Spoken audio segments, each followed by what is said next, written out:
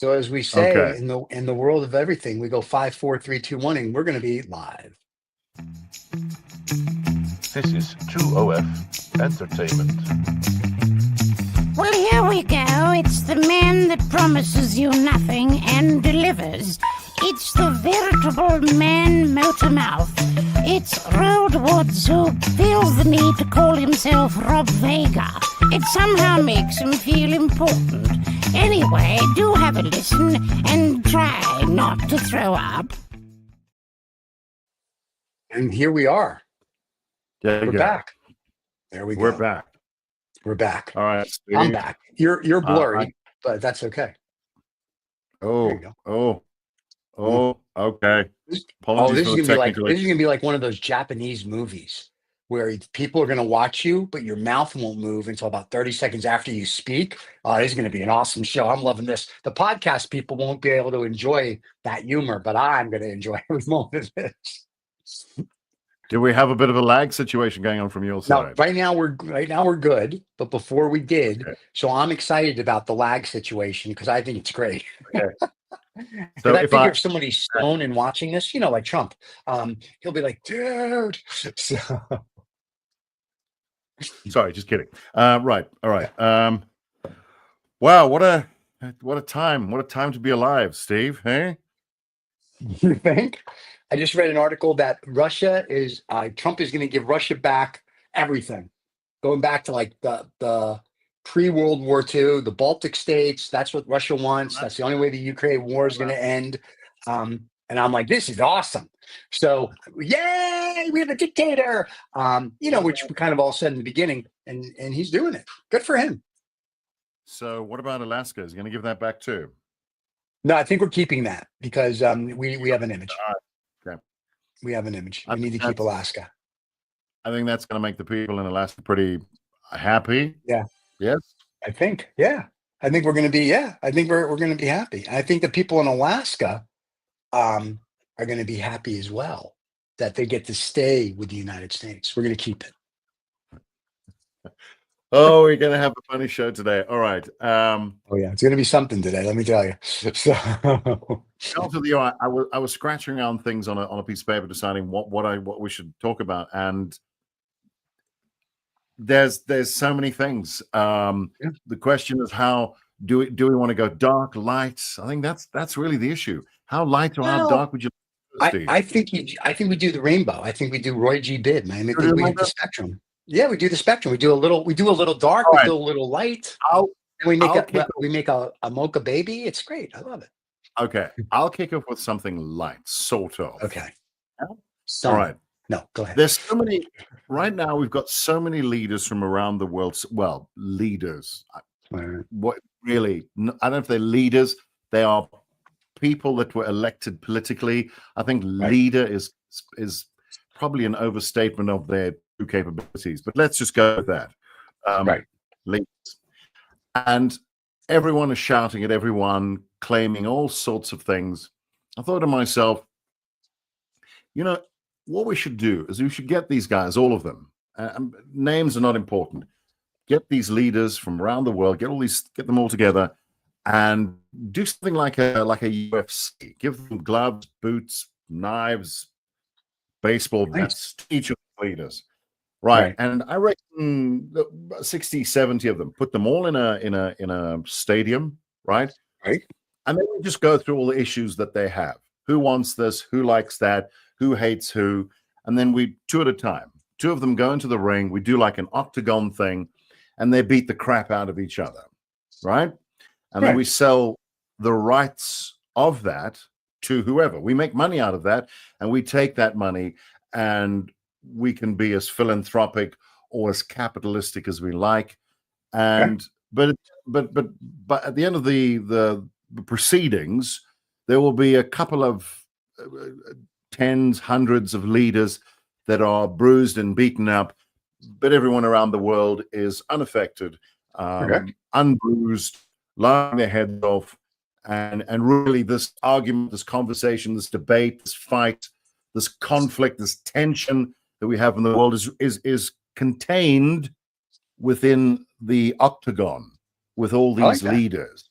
I mean, like the I way it think used to be. so, because you know there is so much bullshit and misinformation flying around. But what I have found is that when the dust settles, when the bullshit settles, and Right. ordinary people from different parts of the world, different languages, different countries, colors, creeds, cultures, whatever, when they sit down and talk Right. normally, you find, hey, Steve, hey, Mike, hey, Right. John, Abdul, whoever, how you Right. doing? We're all good. How things? Ah, it's great. Yeah. Weather's good. Um, saw a show, played some sport, Sure. got kids, wives, whatever, husbands, I don't know. Yeah. And and you find that people, they're kind of the same. They're different. I mean, I've Right. traveled, people are different, but they're really, they're kind of made of the same stuff. Right. Right. And you say to yourself, all this crap is a couple of little guys in a room, and some of them are really little, Yeah. especially Wow. north Putin of and China. Trump. Sure. There's some Yeah. really, not big guys, hey, Yeah. and they are running the world, and they are getting people to say all kinds of crap about each other, Right. and you just think, what is actually going on here? I'm not a big fan of conspiracy theories or Illuminati, but I can see why people might think that. There's a boardroom of Right. people that are Well, just stirring up shit yeah. around the world. And is this what normal people want? Is this what they're about? I don't know. Well, let me just say this. Here at the Illuminati Lizard People Club, which you Yes. have to be invited to, I just want to say, we do sit around the table every day and think about how to destroy humanity. And we're doing it. Right. And the good thing is we've got Right. Putin and his people in Saudi Yeah. Arabia with Yeah. Marco Rubio, who one can't find Saudi Arabia on a map, and two can't spell it because he doesn't understand consonants and vowels. But they are negotiating the Ukraine right now. But the important part of this is they are missing the Ukraine at the table because why would you have the country you're talking about? But according to the FT article, Russia right now is executing Ukrainian prisoners of war, and there's a whole video. I put it out earlier today. Two, Russia wants everything to go back to pre-World War II. So, according to a university professor in Poland, and I can't pronounce his last name, but it ends in ski or toboggan. I don't know. It's one of those two. That's true. That's why they spelled their name SKI. They can't spell toboggan. But he was saying if Trump acquiesces to what Putin wants, he says the Baltic states now are going to have to form an alliance to fight Russia because Russia will come in and take Poland and everybody else. And now they're worried. Like before, it was, oh, funny, Trump saying we don't care. And Trump is really just throwing, according to this article on the FT, the Ukraine to the wolves. And everyone's like, once he does that, he'll throw the rest of the Baltic states to the. And they're like, Ukraine can't join NATO. Who are we to say that? There's other members. So the world's coming to an end. Right. Nobody believes it because no one read history. World War III Right. is coming, kids. Sorry. And all you have to do is go back to the 20s and 30s. This timeline's the same. The rhetoric's the same. I mean, it's that simple. So yeah, it's until someone says enough is enough, and nobody seems to want to do that. They're all like, oh, he's just like the crazy grandpa. No, he's a dictator. There's a difference. Like the guy with the mustache, like he's just a crazy painter. No, not really. So the problems are coming, and even the Republicans now are like, "What are you doing?" So it's a whole thing, and I'm sure his loyal supporters, the brown shirts and the guys with those little patches on their arms, they love it. But if you're just a normal person and you want like everybody to get along, all 8 billion people, not so good. It'll be interesting to see how China does because I don't know if you're aware of this, but they're having war games, and China's last week or this week sailed 150 nautical miles outside the Australia coast to show their strength. And Australia, of course, sent their little zodiac out there to go, stop, don't do that. But the other problem is they're having war games next month with Russia, North Korea, and China. And a U.S. military general said in an interview, he's concerned that that really is just going to be an invasion of Taiwan because nobody's going to stop them. So that, unfortunately, is where we sit now as a globe. So Russia and China are having war games, and they didn't invite us? Well, they have those War Olympics and they forget to invite us too. But the problem is, No, though, no, Stephen, you don't understand. Don't you remember they were having their little war game thing, whatever it was, off the coast of Cape Town? You remember that? They all came here, and right? yeah, I'm just, I'm just putting it Well, out there. you're not going to invite us to invade You Taiwan. mentioned the peace talks or whatever those are. Whatever. With the other half not there. It's kind of like, I saw this the other day. Somebody was saying it's kind of like you go to the therapist and you come home and you say, honey, oh, you missed the most fantastic therapy session. And by the way, I'm leaving you. Right. It was awesome. Too bad you weren't there for it. Where was the other side? I must say, look, one to look on the bright side, but it's absolutely ludicrous what he said. Even if you're concerned, because I try to read both sides, and there are definitely two sides to this. And I go out and I hunt for. I know this sounds weird, but I go out and I hunt for media and views that are counter to what I believe, just to see what people are saying. For instance, the folks, there's obviously a lot of folks in the States, and I'm not sure if I agree or disagree with them. I look at this and I go, this is interesting. They say things like, we're tired of funding a war that cannot be won. This is what they are concerned about. This is why they are Afghan. in favor. What war are we talking about? They're in the Ukraine situation where America is apparently funding Ukraine to the tune of billions and trillions of dollars. I will say this though, one thing that I found interesting, and I've heard it repeated quite a lot. Look, he says a lot of things. The Orange Man says a lot of things. He does. You wow. But there's one thing where he is nonsense.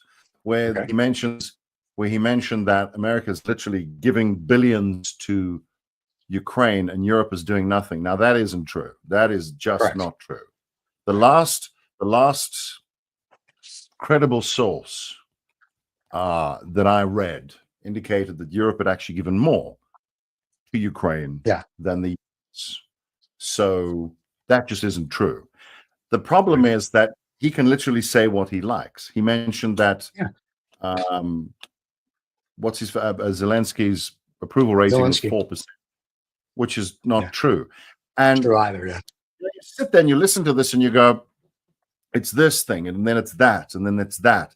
And people believe that. And that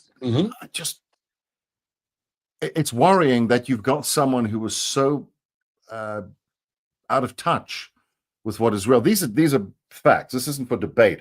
What is his approval rating? Look it up. How much has been given? How much has been received?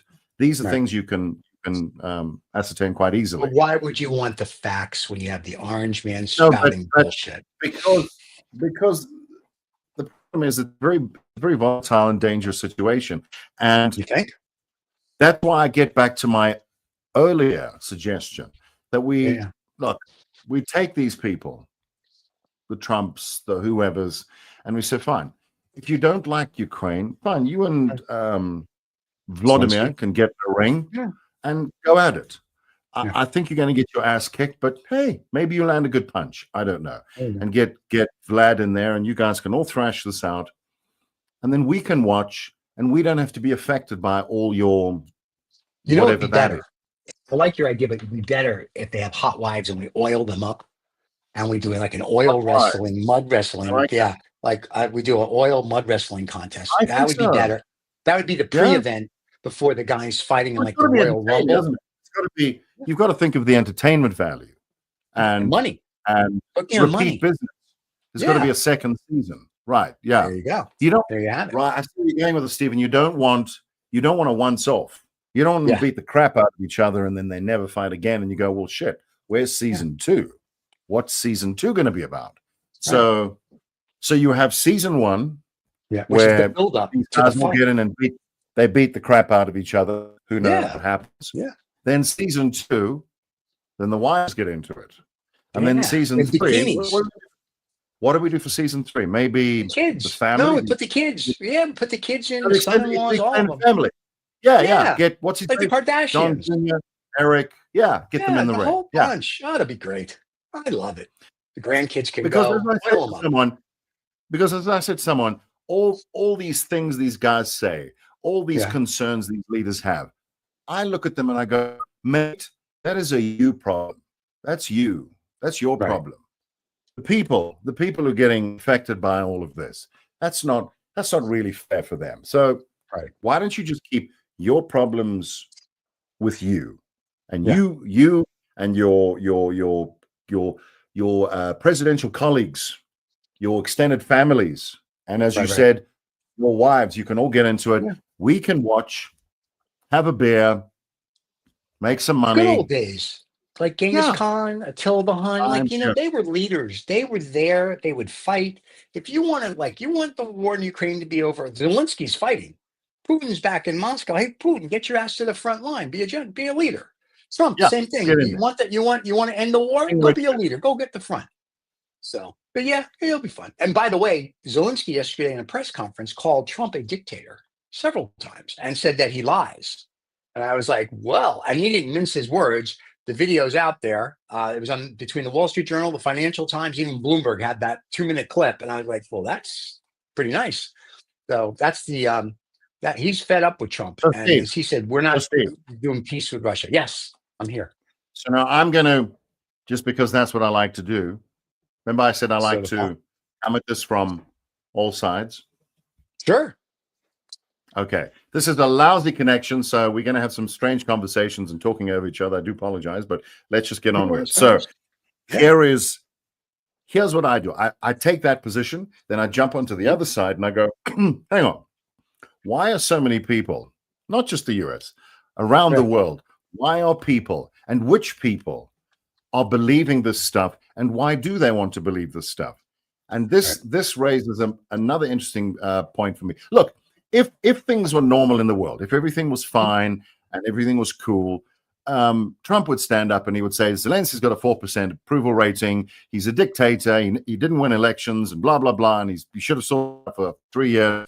And everyone would have gone, ha, ha, ha. But the question is, the question you got to ask yourself is not that Trump is saying that.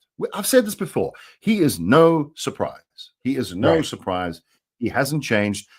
His behavior is not a surprise. It's not unexpected.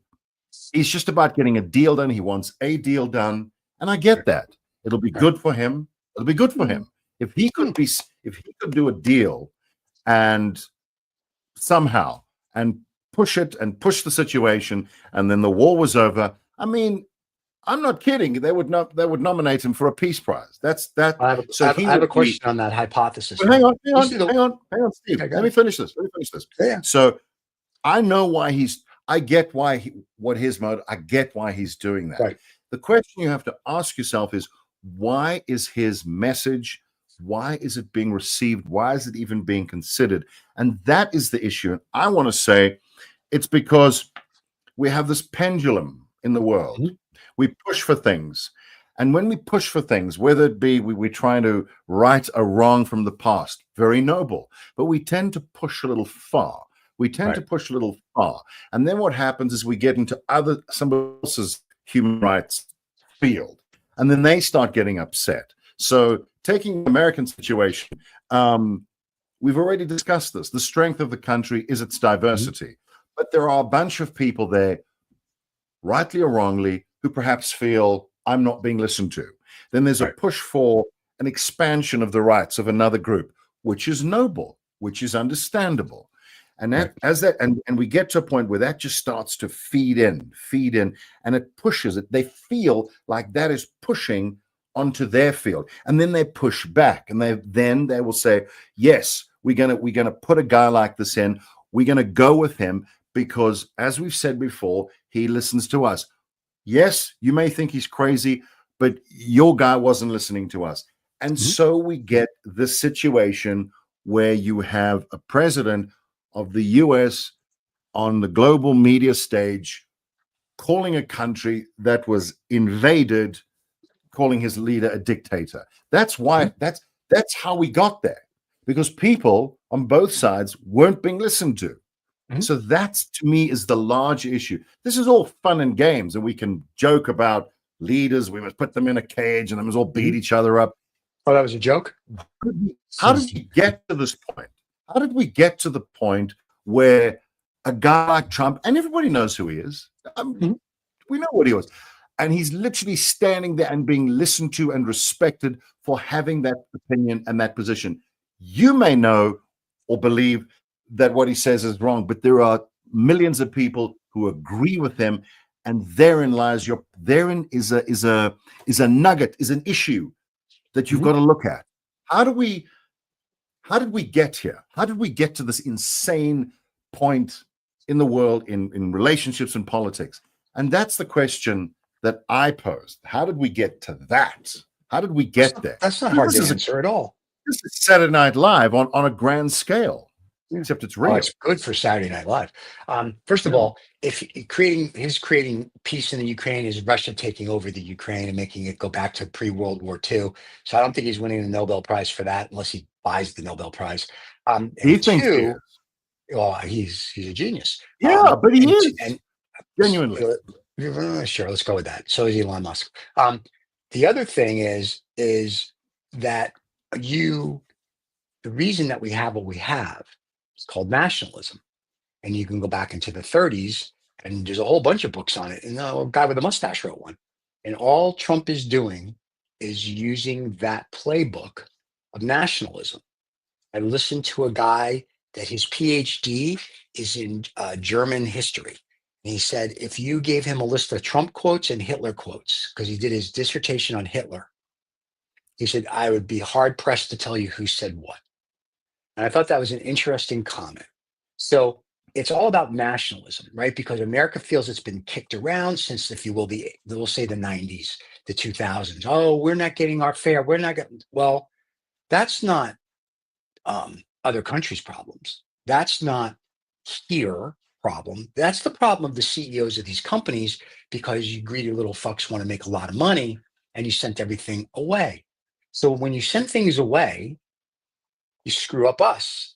And so, make America great again. He said yesterday in a press conference in Miami, if you have $10 billion or more and you're going to make an investment, I'll let you come to the White House and we'll take pictures. So America now is for sale. So that's why I always joke to BYD, hey, you have $10 billion, come over and build a plant. There's a Tesla plant that's not going to be in much use anymore. I'm sure you can build your stuff right there, and it's already done. So it's one of those things. It's like people are like, oh, America, if you go back and read the history of it, was founded because we need to all be free and we need to do this and we want to, be what America's just becoming what we escaped. That's all. We're just becoming, what we escaped. The other problem with that is that because of this new nationalism, all of a sudden, we say it tongue in cheek, either this time next year, when the midterm elections come up, people are going to love it and there'll be more Republicans elected, or people are going to be like, I've had enough, and there'll be more Democrats. But the Democrats still need they need to say something. Or Trump's going to declare martial law. There'll be no more freedom of speech. It'll go back to the 1930s in Germany. And then the world's going to have to make a decision what they're going to do. And I don't mean like China and Russia and whatnot are going to be like, oh, we can invade America. No, you're going to have to fight us to keep peace in the world. Because you got a guy who wants to annex Canada, go and, send PS-137 from New York to go beat up Greenland. He wants to take over the canal because he's afraid of the Chinese. So, instead of everybody, to your point, sitting at a table and, oil wrestling their wives, we don't know diplomacy. This is not even Trump. I don't think he's ever used diplomacy, but that's a word that kids today don't know. So all everybody knows is let's go beat them up and let's go fight, because all they do is live in video games where what do they do? Beat them up and fight. Well, this is the real world. And as I said before, 8 billion people are on the planet. We'll say a billion are doing well. There's 7 billion that aren't. At some point, 7 billion people are going to be like, we've had enough. And that's what you have to worry about. What are you going to do? Nuke the planet? So they've got to really start thinking about, like I said, they go A, B, C, D, E, F, done. They're not G through Z. And that's where the problem lies. And that's, I think, every leader. Some I think are smarter than others. But apparently our current group can only get to F. And you better get to Z relatively quick. And they don't think through that. They think about what's going to be good for today, or to your point, to win the Nobel Peace Prize, and alienating our allies. And it's sort of like, well, this is interesting. So you just go back and look at history. We're just becoming a nationalist isolation country. But then if you take the dark side of it and look what another country that did that back in Europe, that's where this is heading. Unless something changes dramatically, like UFO lands tomorrow. I was like, hey, what's up? People are like, oh, wait a second. There's more to us than this. So you're going to need a miracle to get out of the next 4 years, or 8, depending on how long Lord Trump decides he wants to stay in. So it's not good. And I'm waiting for the day where John Oliver and Bill Maher and those shows that are on HBO won't be on HBO anymore, because freedom of speech is going to go away, even though they say we're allowed to. But I think at some point it all goes away. I was watching one of those shows you mentioned a couple of days ago, and for the first time, I have to admit, I thought to myself, it was strongly anti-Trump, and I thought, I had this weird feeling watching the show, and I thought, this is the first time I'm watching a show like this in U.S. media, where I'm thinking, I hope this guy's going to be okay. Right. I hope he's going to be okay. John Oliver last week tonight. Well, all of them. More. They'll probably deport him, but I mean, your Colberts and your Kimmels and people like that. Oh, they can deport them. That's okay. John Oliver stays, but no, John Oliver's a U.S. citizen now. He got his but knowing them, they can. What I'm saying is a foreign link, so they can revoke that, send him back. But the other lot, I'm grown. So I pick on John because obviously he's like me, born in the UK, so he's not. Right. He wasn't spawned in the US. So deportation is go back to where you came from. But Stephen and what was his name, Jimmy Kimmel, obviously they came from there. So you can't exactly deport them anywhere. So I just hope they're going to be okay. I don't know. I watch these shows and I think to myself, you're only talking to these are echo chamber shows. It's not broadcast. It's blue talking to blue and it's red talking to red. So there's no communication. I don't know if anybody's learning anything about the other side, right? Or prepared to learn, or prepared to consider. That's why I like to look at both sides. I said to you, when I look at this and I can. The weird thing for me, Stephen, is as ridiculous as the situation is. I like to think I can, and it's creepy, I can inhabit a point of view which looks at something like Trump and go, this is good for me. Why would someone think a guy like that is good for him? And the weird thing is, and I'm in all honesty, I can see why someone would look at a guy like Trump and say, this is good for me, because this is a guy that represents the things that I'm concerned about, that people have not been. We mentioned this in the build-up to the elections there, but this is a global problem. The leaders, you say the leadership is all screwed up, but these guys they're not.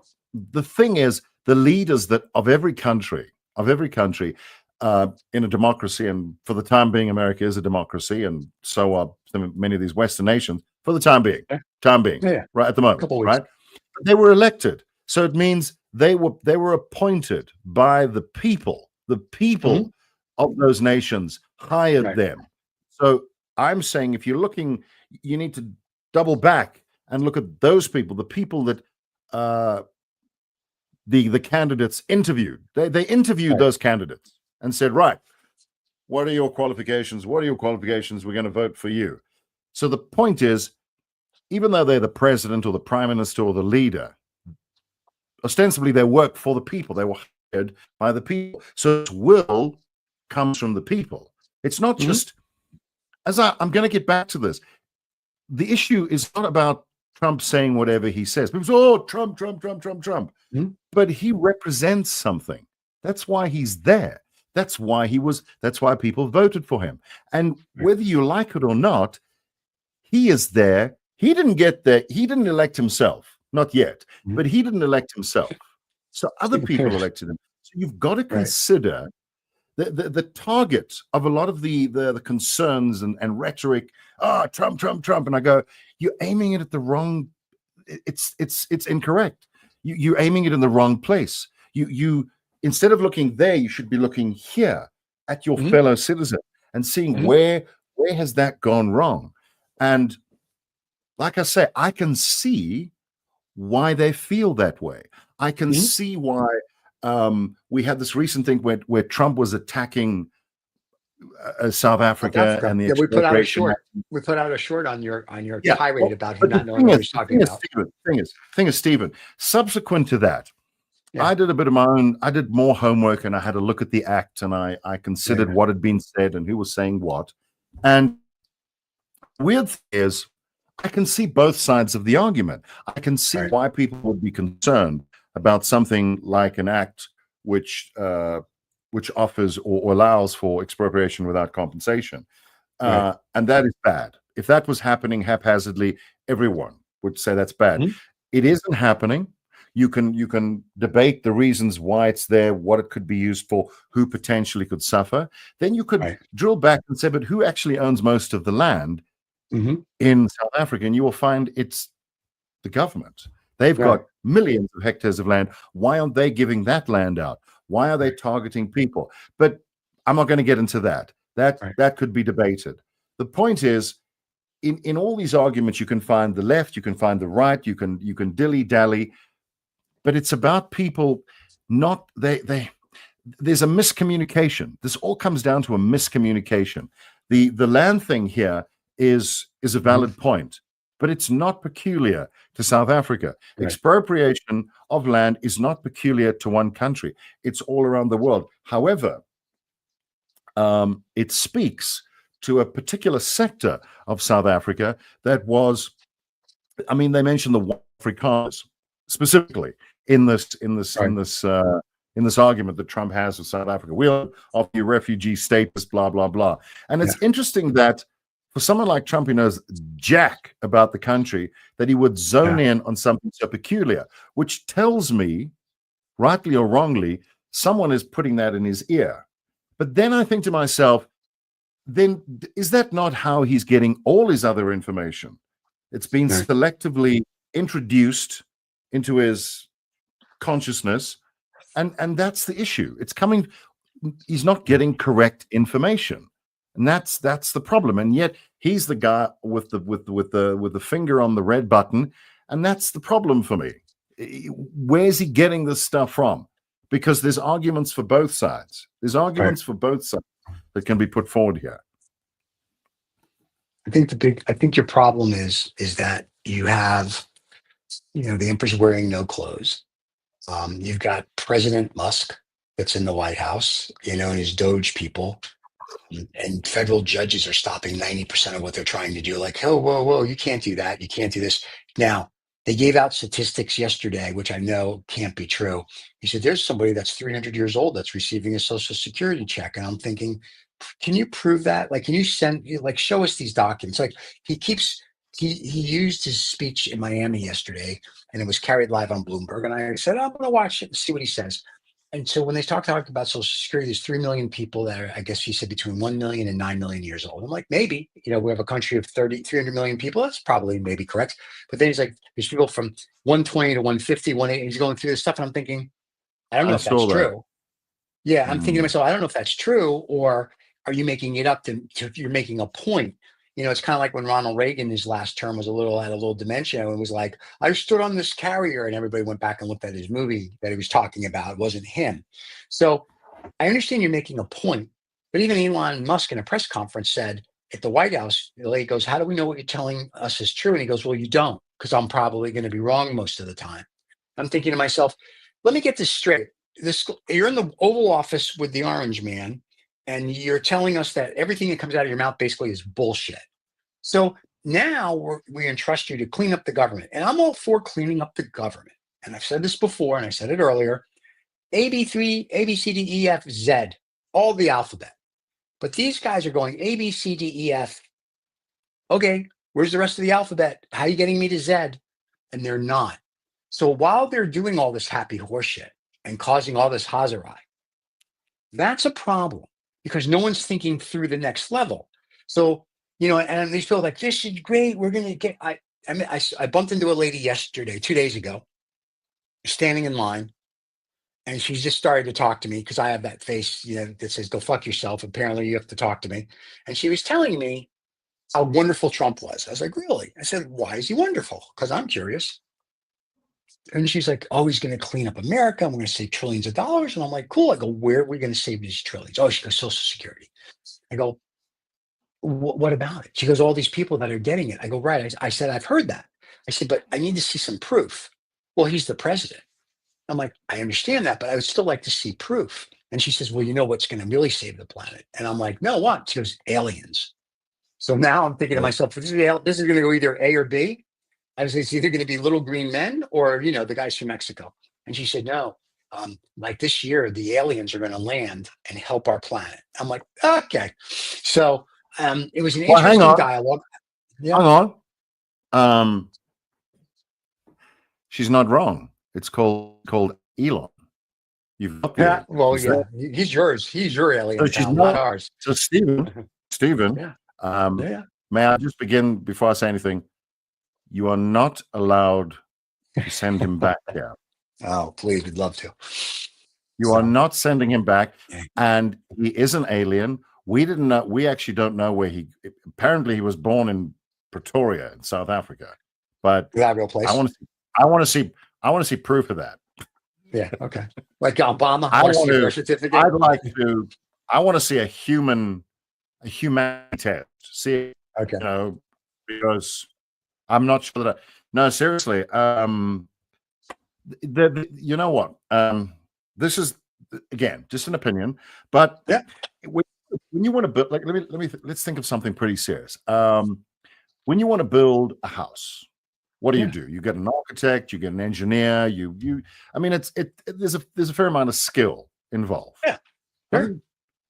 And you get people in who've done that before, who have presumably vast experience building, designing houses. They know how things fit together, what rooms you will need, how big the room should be, how the rooms flow into each other, how good they look, all of that stuff which experienced people would know.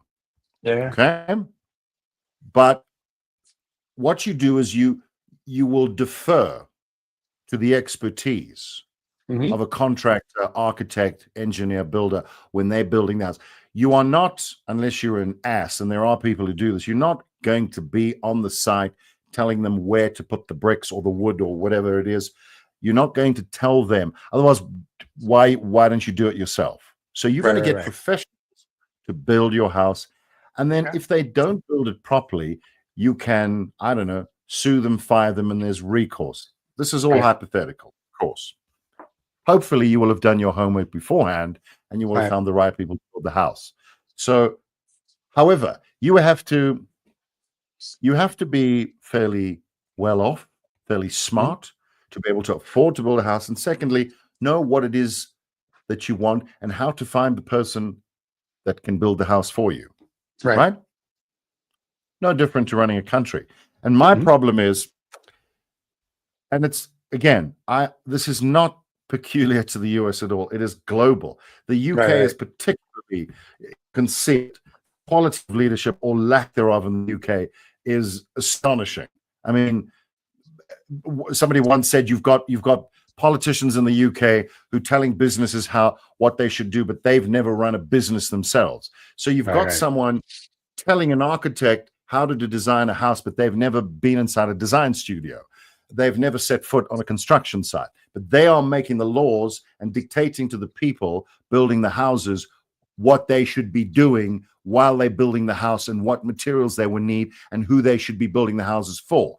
Now, what I'm saying is that this is what's happened politically around the world. We have elected people. We, as in everyone, we've elected people that clearly are not qualified to be doing any of these positions. The fact that you've got a guy in the White House who's from here, who's there now with his kid on his shoulders, making a complete mockery of the White House, by the way, if anyone cares. It's not good Lord, it's not kindergarten. And there it's like, take your kid to work day. That's the White House. Are you kidding me? And there was Trump sitting there looking bored as hell. Now, both of them have no idea what they're doing there. You could argue they're not necessarily the right people. Was the right? I don't know, maybe not. He was a politician for 50 years. What I'm saying is we have this leadership problem around the world because the people that are hiring those people don't know what to look for. We've said this before, Stephen. So we get the people we deserve. So if we don't know what we're voting for, then this is what we get. We get these morons. So it goes all the way back. Months ago, we spoke about this. Who should actually be allowed to vote? Who should pick these people? And it brings up the argument, should there be some kind of a aptitude test, an ability test?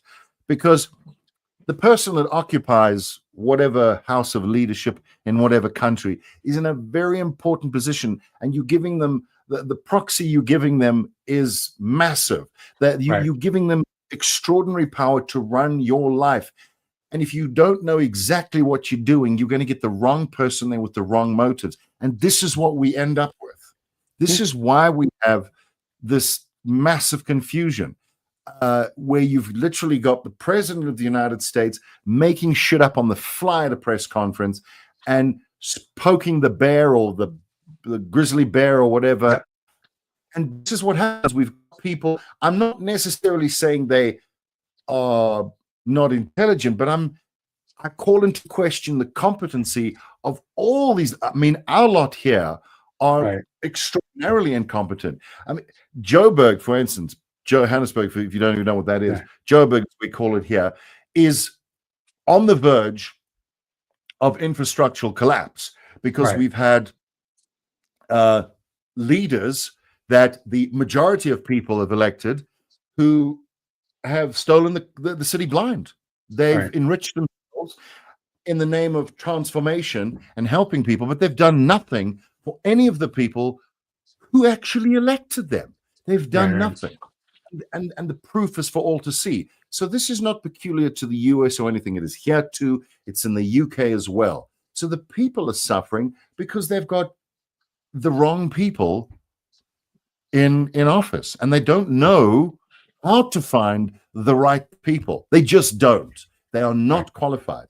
The Brexit thing, all the crap that the British people were told about Brexit, how it was going to do X, Y, and Z, and it was blatantly false.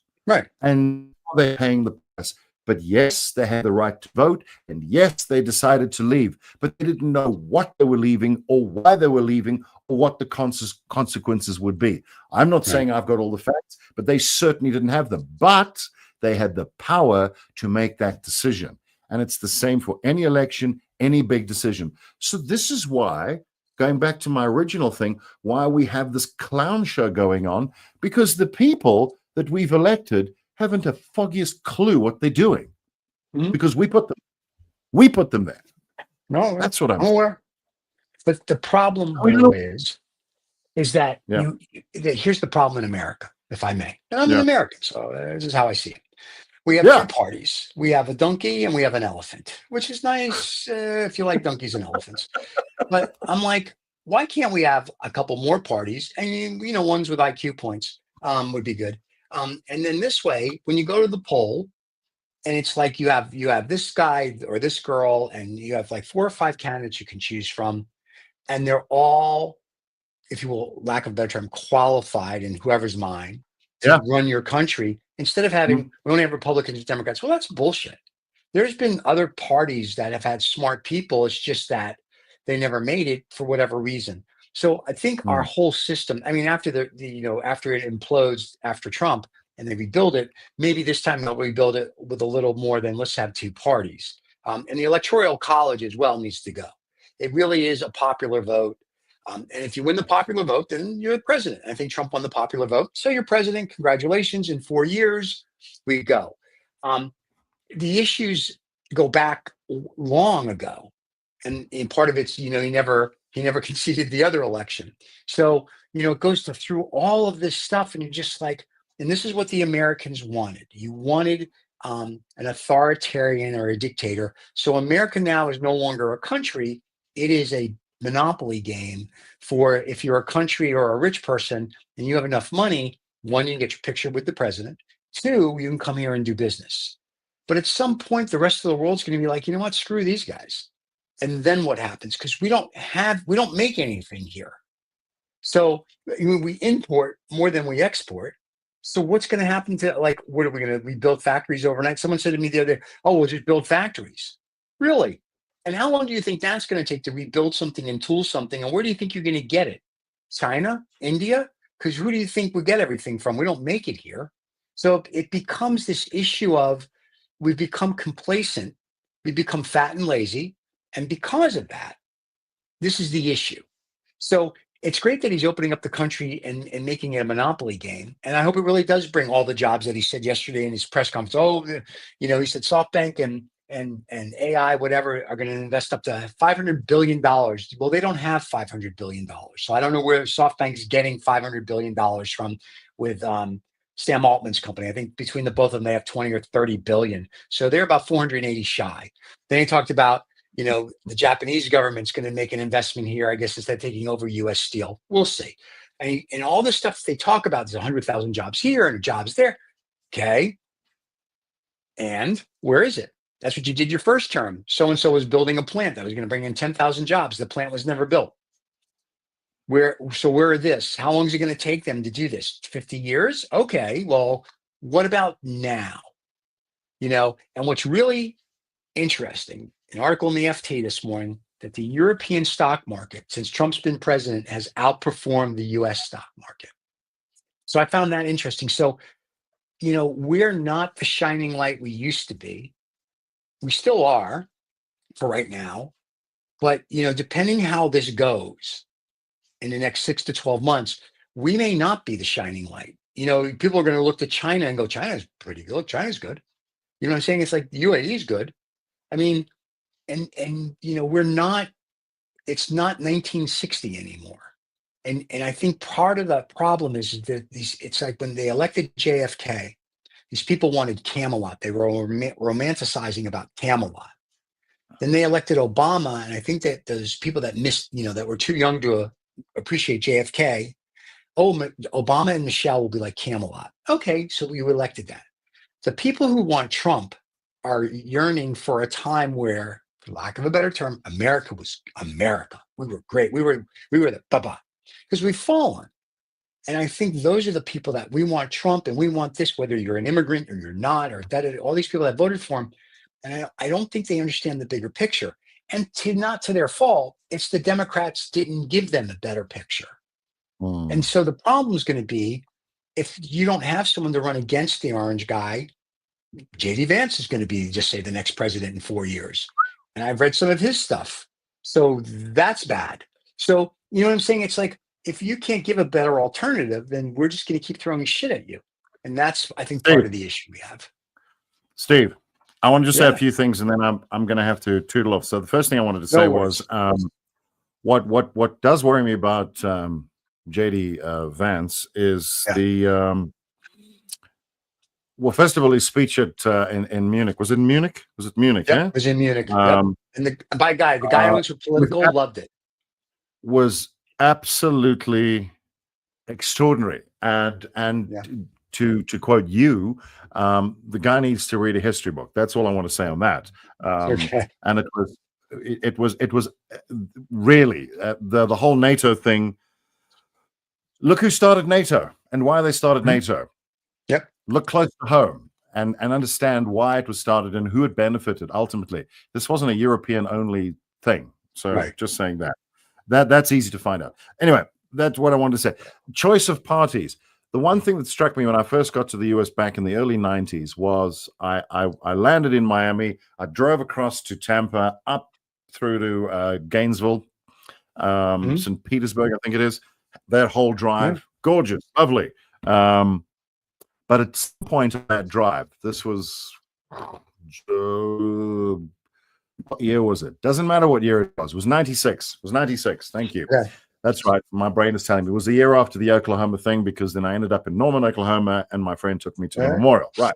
So it was 96, mid 96.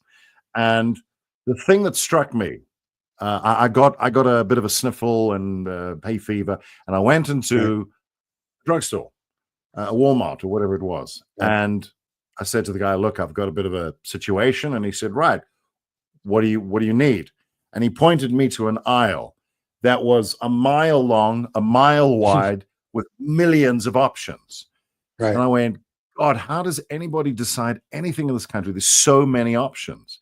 And then later on, I went to a coffee store and it was myriad of choices. And I went, God, this country is about choices. But I enjoyed that. I later came to enjoy that.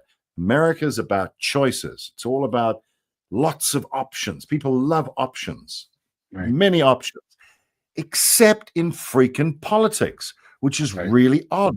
And the two choices, you mentioned the donkey and the elephant, as much as they fight each other, as an outside, if you look at what they are fundamentally about, they're over here. Around the world, you have parties that are vastly more different, with a myriad of choices between them. But so the political spectrum is really small, and it's sitting over here on one part of the chessboard. So there is there is a lot of room for extra parties. That's all I wanted to say on that. The third and final thing I wanted to say before I go. My son raised an interesting point. You were talking about China and what they do and don't do, and they manufacture, etc. So we were having a little random dinner the other night, and we were talking about TikTok and how it was banned and then it was unbanned in the US, and how Trump loved it and then he hated it, then he loved it again, and who he loved it for and why he loved it. And my son said to me, which was interesting, he said, you might have heard this before, and I think I might have heard this myself, but he said, the crazy thing about TikTok, I asked him, I said, what do you think of TikTok? He says, Dad, I don't have TikTok. My son's 24. He says, I don't have TikTok. And I said, but surely, you guys, your generation. He said, I don't have TikTok. He said, and I quote, he said, it's, what did he say? It's brain rot material. He said, it rots brain. And he said, the Americans are so worried about it being this Chinese company and blah, blah, blah. He said, the real problem is, he said, in China, it's used as an educational tool. You have TikTokers in China using it for education. People who want to be astronauts and physicists and scientists and develop scientific solutions and engineering solutions. This is what a TikToker is within China. But in the US, it's just, he says, and I quote, he says, Dad, it's just garbage. They're making garbage. And then the Chinese are paying them to keep making garbage. It's almost like they're rotting a whole generation's brain. Now, I'm just passing something on from Gen Z or Gen Z. That's not a pass on. That was a big article about 18 months ago in the Financial Times and the Wall Street Journal, and it talked about that TikTok in China. It definitely does doctors, lawyers, attorneys, engineers, and whatever. And everywhere else in the world is for shit. So we talked about that on Lost Dollar Business Club probably a year ago. So brain rot. It's brain rot. Yeah, it's crap. Yeah. And the reason why I bring it up is there was such a big hoo-ha about who owns it and what they're doing. But no one's talking about what it's really doing, really doing to the whole generation. So people... He said what it's doing, and you probably spoke about it, but it was interesting. He said what it's doing is, it's not just that the kids are creating garbage, it's that that's all they want to do. So it's pulling their ambition away from being engineers, being doctors, being, educated people. I'm just going to make crap on a social media portal, and that's what my life is going to be about. And my brain will rot away, and I will be of no consequence to any other country in the world because this is all I will do. Right. And it's astonishing. And now, if you extrapolate that into what is going on in politics and information and how people access it, as we've said before, you've got millions of people who have no idea really what they should be looking for. And if they did know what they were looking for, they would have no idea how to find it. And if they were looking at it, they wouldn't know that they were looking at it, and they wouldn't know right from wrong, true from false, fact from fiction. They have no idea. They're a drop of water in an ocean, and they have no idea what they're doing. Nothing. There's no online intelligence whatsoever. And this is where they're getting all their information from. So that when you have a guy like Trump who stands up and says Zelensky's got a 4% rating, they go, yeah, it must be true. The lady you spoke to in that supermarket, and she says, he's our Lord and Savior. He's gonna bring the jobs back, and it must be true. And you going, how? And she goes, well, he's the president. And you go, okay, that's a title. What's his plan? He's the president. And they repeat the whatever they've heard. It's because they don't know, Stephen. They don't know. It's welcome to America. They have no idea what they don't know. Welcome to the dumbing down of America. And the problem is shows like ours are like Stephen. Our world. I'm going to defend the US. I'm going to defend the US. This is a global problem. It's a non-Chinese problem. How about that? Right. That's just a non-Chinese problem. But here's the funny part. Shows like ours, even though we have a couple 100,000 people that are on our funnel, and our different shows are all very much like intellectual and talk and guests, they don't do that well on YouTube, but we put them on other platforms and they explode because people want, oh my God, there's thought here. These guys actually read an article or they talk about, and I'm fascinated by the dumbing down of America. And that's really what it's become. It's like, let's see how fat and lazy we can make these people, and they'll just follow us. And that's what's going on. So I don't know who the overlords are going to be by the end of the decade, but it'll be interesting to see. Now, we at the Illuminati Lizard Club, of course, we're just hoping it's us. So we'll have to see, because you people taste delicious. And that's how we look at it. But yeah, it's scary. So we'll see what happens this time next year if we still have John Oliver and Bill Maher and all Steve Colbert, who cares about him, and Jimmy Kimmel and the rest of these guys. I mean, like Seth Meyers, they can get rid of him, and Jimmy Fallon, I could care less. But I'm just saying, it'd be interesting to see if we still have these shows where you can make fun of the president and his clonies, or if it really is going to be 1930s goose step with little mustaches. So it'll be interesting to see how this pans out over the next 12 months. Can I repeat the show, the thing that we've said often on the show? If the president is watching, we'd love to have him on. Oh yeah, or Elon, Donnie, or Elon, Elon would be great. And hey, Steve. I call him on my show, my radio show. I call him elongated Rusk, as I've mentioned before. Yeah, and I just said to Mr. Elongated Rusk, who now apparently has his 13th child. Just by the way, he's on number. Yeah, 13. No, congratulations. So congratulations, Mr. Elongated Rusk. And all I want to say is, come on the show. Love to have you. Really. We'd love to have you. You don't have to worry about funding for the show because we get paid nothing. So that's fine. Nothing. It's zero. So no cost implication at all. And you know what? You know what, Stephen? Here's the most important part. Elon will really relate to this. We'll tell him we love him, even if we don't. Oh, we'll suck up to. You know who else we can invite? We should invite Marco Rubio, JD Vance, and JD will get you a couch because we all read your book. Donnie Trump. Yeah, I got a couch. Yeah.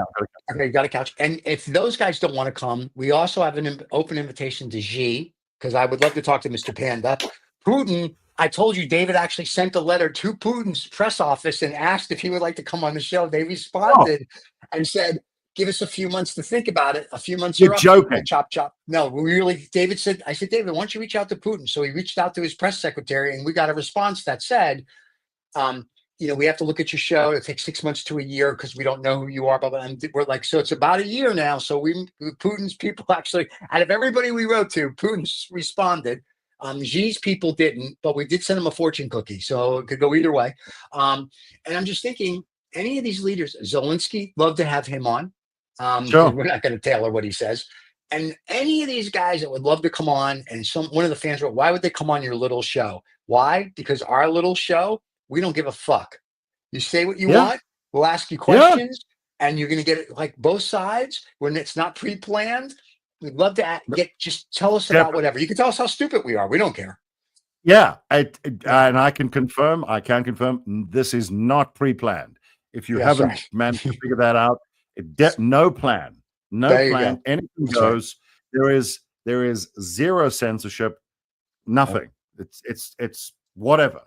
And also John Oliver. We can have John Oliver come on the show because John Oliver would be fun to have. Yeah, and you guys could talk about your homeland, and I can nod off for the day. So right. But anyway, it's been good to see you. I hope to see you next week. To all the people in South Africa, good luck with your land grab there. I hear next week if you were, and good luck with that. And Trump's going to help you. There is under Vaguely True in our playlist, there is a 12-minute rant that our host here has given us on the South African land grab and all the pros and cons and facts of it. If you want to watch that, you can. And if not, we'll see you live next Thursday, and we'll go from there. All right. I don't know about facts. Certainly was a rant. It was good. I enjoyed it. I watched it. I've watched it several times, and I sent it to the White House to see if that'll help them. Yeah. and I'll just throw. I'll stir it up a bit. Within that rant, you may get the idea that I'm completely one-sided in my view. I'm not. I understand why he did what he did. Right. I just wanted him to come and do it here. Come here. Right. Come get some facts here. Speak. You can. Here's the thing, Stephen, and we say this to anybody. You can say whatever you want, but the only issue I have is, where's your? What research have you done? If you're going to talk about rugby or football or houses or whatever, you need to have. You need to consult with the people. So if you're going to talk about what is going on in South Africa, absolutely fine. But then you need to go there.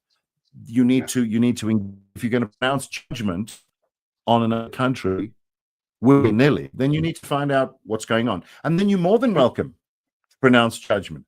Absolutely.